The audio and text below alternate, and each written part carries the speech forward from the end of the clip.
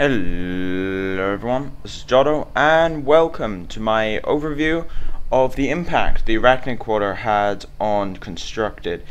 Now, I was going to be doing the adventure and guides for the adventure and things like that, but everyone did them.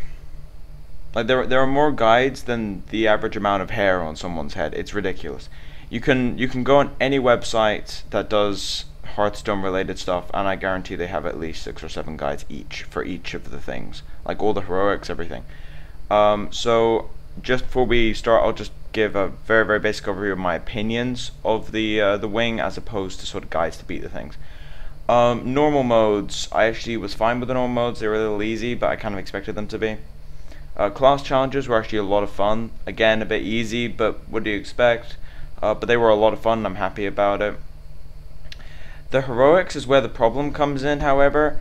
Anubra Khan was really simple, and he was a bit of a walking hero power. The only thing you really had to bother about was the hero power, nothing else. And then you got Ferlina, who was actually a really fun fight. I loved Ferlina as a heroic. I think if they upped the difficulty a little bit, it would be amazing. You could do it for many tries, and I think it would be actually a lot of fun. So Ferlina is going in the right direction. And then there's Maxna, or Maxna, or Maxna? Maxna, whatever. Anyway, the Maxna fight is terrible. Absolutely terrible. The entire fight is the hero power. The whole thing. Like, the cards she plays, apart from Sea Giant, there's none you have to worry about. And the Sea Giant's just random. You don't expect a Sea Giant to be in her deck. It's just there to throw you off. Like, it's such a terribly designed heroic. It's actually kind of insane. The hero power is just, that's it. Like, you just have to play battlecry minions that heal you and you win. Really? I was really disappointed with my Exna fight because of all the lag actually on the servers on Tuesday night. I did the Myexna fight in one try with a healing paladin deck, and it took me an hour and a half because of all the lag. It was taking about 15 seconds for each action to happen, so it was just insane. It was one of the worst games of Hearthstone I think I've ever played, and I would never replay that fight. I think if I had lost that try on Myexna, I think I would have been done for the day, and I would have just tried it the next day, because I was not gonna stay up to do that. Like, I'm not gonna stay up to do an hour and a half boss battle with lag. It's not gonna happen. I really didn't enjoy the Myexna fight. That's basically what I'm saying. Ferlina was good, Anubra Khan was kind of in the middle, and Maxna was terrible. But anyway, as for the actual constructed applications of the cards, I'm going to be going over what people have been using them for and what I think about what they're using them for. Generally, they're one and the same, but there are a couple things I really don't agree with at the moment. But anyway, we will start with the Haunted Creeper. Now, when we did the set review, we rated the Haunted Creeper as being okay. We weren't quite sure how good it was exactly, and we thought Echoing Ooze was also quite good. A lot of people rated Haunted Creeper and Echoing Ooze as literally as bad as Wisp in the case of Echoing Ooze, and some people saying Haunted Creeper is like a 3 out of 10.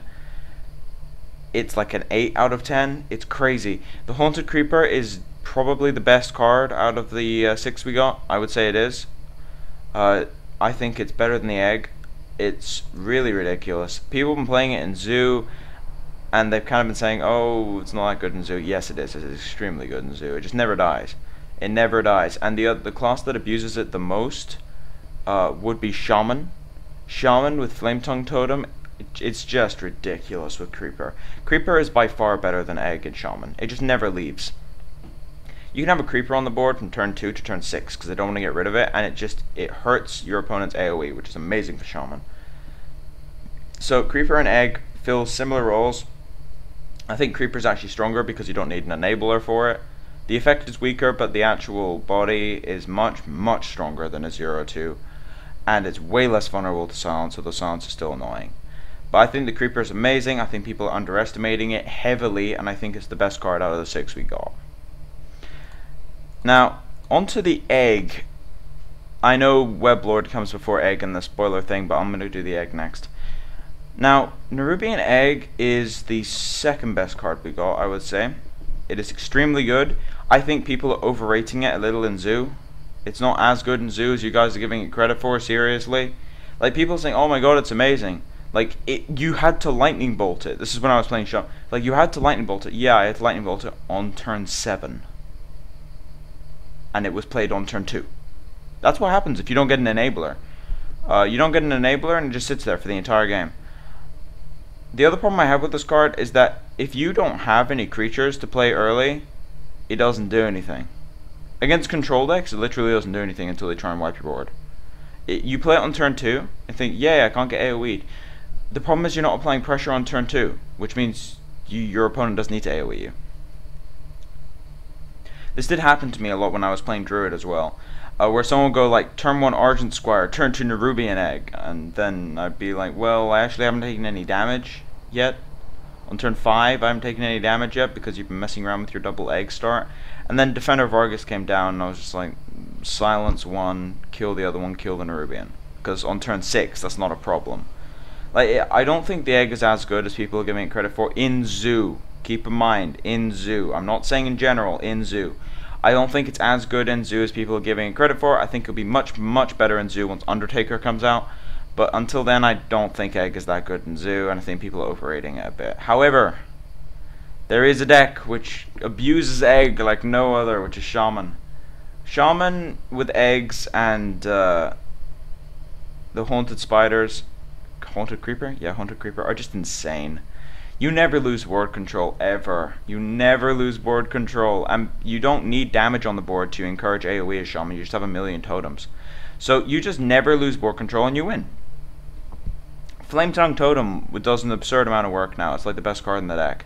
And Creeper is an infinitely better Argent Squire. Infinitely better. People playing Argent Squire over that thing, they're insane.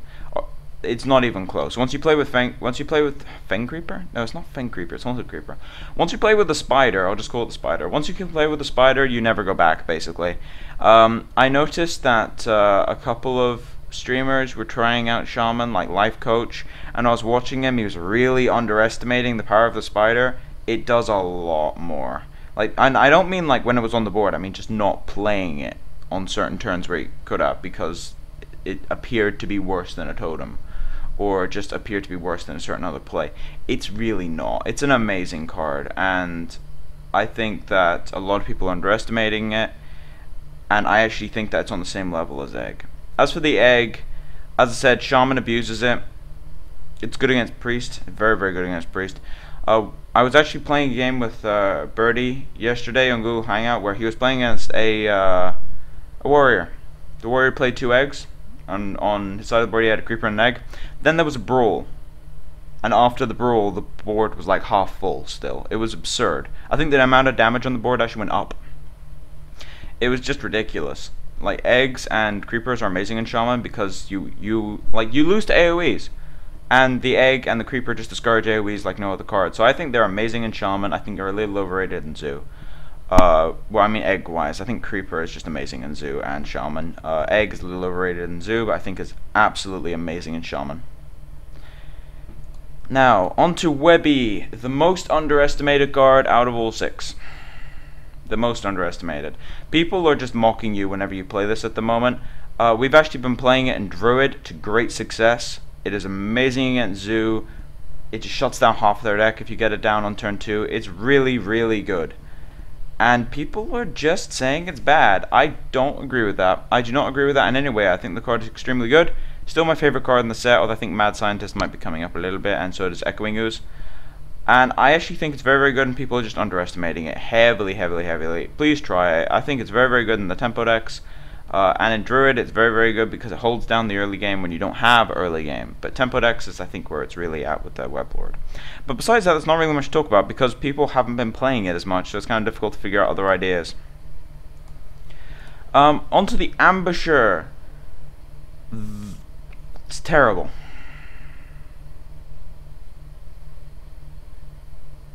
It's just terrible. It's actually worse than I thought it was originally. That's impressive. We gave it like the lowest possible rating we could have, and it's worse.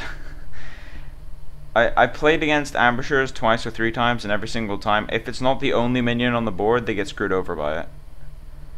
I mean, if it is the only minion on the board, it's a 4-mana 5/5, sure, but if you have any other minion, it's a drawback. So why not just play Yetis?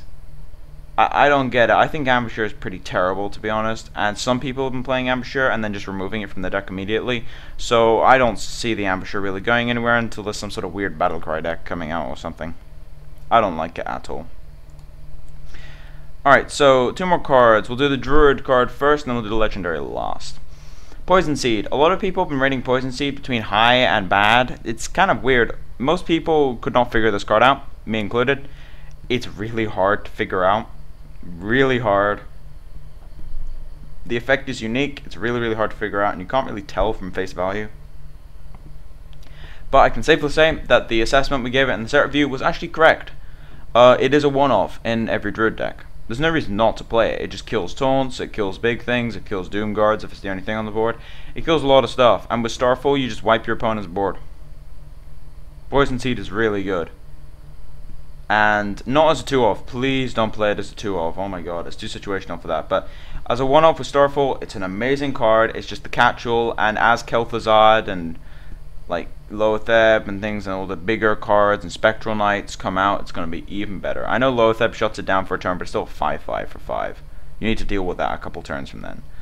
So it deals with all the big stuff that's going to come out, especially Spectral Knight and Kel'Thuzad, and I think it's going to be a very good card, and a lot of people are just a bit confused about it. It's like, as I said, people are either saying it's terrible or really good, and there's like no middle ground. It's really weird. I think it's personally a one-off. Now, lastly, onto Makesna, the most disappointing card out of all 6.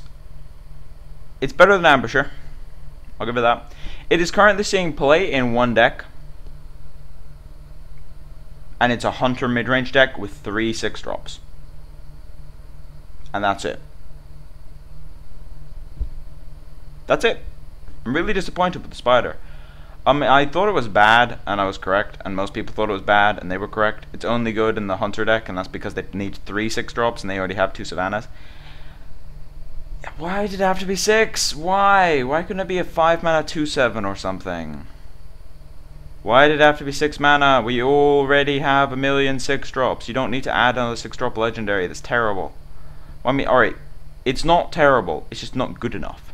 That's the problem with 6-drops. 6-drops are so heavily saturated right now that it's basically you play Sylvanas, Karim, Black Knight, Argent Commander, Sunwalker, Cabal Shadow Priest, Holy Fire. This is just the priest stuff. Fire Elemental, Savannah Highmane. Like, you can't compete with this. Like, some of the best minions in the entire game are 6-drops. Like, when I did my top 3, like, when I did my top 10 class-based minions, I actually 2 of the top 3 were 6-drops. Savannah Highmane and Fire Elemental, and then the number 1 was Ancient Allure. But still, Savannah Highmane and Fire Elemental, it's like you can't compete with these class minions, and you can't even compete with the neutral ones. It's so hard to compete with 6-drops. So I really don't know why they made another 6-drop legendary. I hope they don't in the future, because to get a 6-drop legendary that's playable, they need to break it, which I really hope they don't do. But anyway, I'm just a little disappointed with Makes now because it's 6. I would have really liked it if it was a little weaker at 5, because then it may have seen some play. But anyway, that's about it for all the cards we actually got in this particular wing. Next week we're getting Loatheb, which is going to be extremely good. But basically, this wing has been fairly interesting. It's been 4 of the cards I've seen play. 2 of them very fringe play in terms of Poison Seed and Nerebar. One because it's a class card, and the other one because it only fits in some decks and people aren't playing it. And then there's Creeper and Egg, which are just destroying everything. So it's a little weird at the moment. I actually do think it's going to stabilize a little bit, and then as soon as it stabilizes, they're going to release a new wing, and then we're going to do this over and over again for the next 5 weeks. I'm a little annoyed about the wing thing, because it means going onto the ladder for the next month is just going to be like going into an extremely fast centrifuge. Like, just all the random unwanted stuff gets flung to the outside as new cards come in. Like, it's going to be really weird. But anyway, as for now, this is Jotto. If you like the content, please subscribe. If you have any feedback or like the video, put a comment in the comment section below or throw a like. I am on Twitter, so if you want to keep up whenever I'm streaming a tournament run or something, then I have got the Twitter link in the description along with my my Twitch. Something else, the Versus series that I did on Wednesday, I'm very happy with how that went. I've been getting plenty of good feedback. I know I have to work on the UI a little bit, like the overlay, and I will. But anyway, as for now, this has been Jotto, signing off.